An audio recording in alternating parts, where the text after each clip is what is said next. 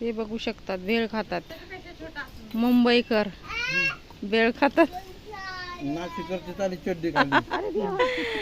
तरी बघा ताटात भेळ आहे.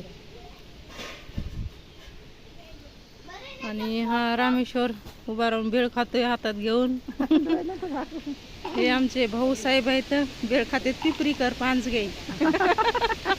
बघा कसे हसतात, मनातली मनात हसतात. तोंडात घास टाकले. मला काय बोलायचं असं याच्या म्हणण्यावर तर बोला. आणि हे आमच्या वहिनी साहेब.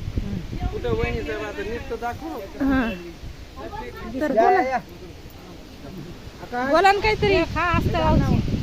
अजून भेळ खा, मुरमुरे चाललेत उडून तोंडात टाकतानी. हे आमच्या अक्काबाई मुंबईकर, तर या भेळ खातात.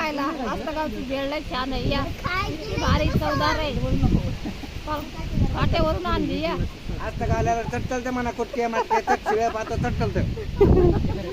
मिरची म्हणजे काढलं मग मुलांना बोलायला पाहिजे. मिरची खाते मिस्टर माणिक उघडे साहेब.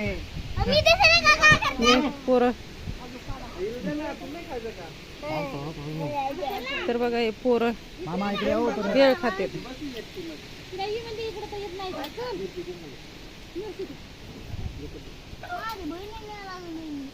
तर आपला ब्लॉग आधीच काढायला पाहिजे ते ग मुरमुरे. वाढन त्याच्या बहिणीला.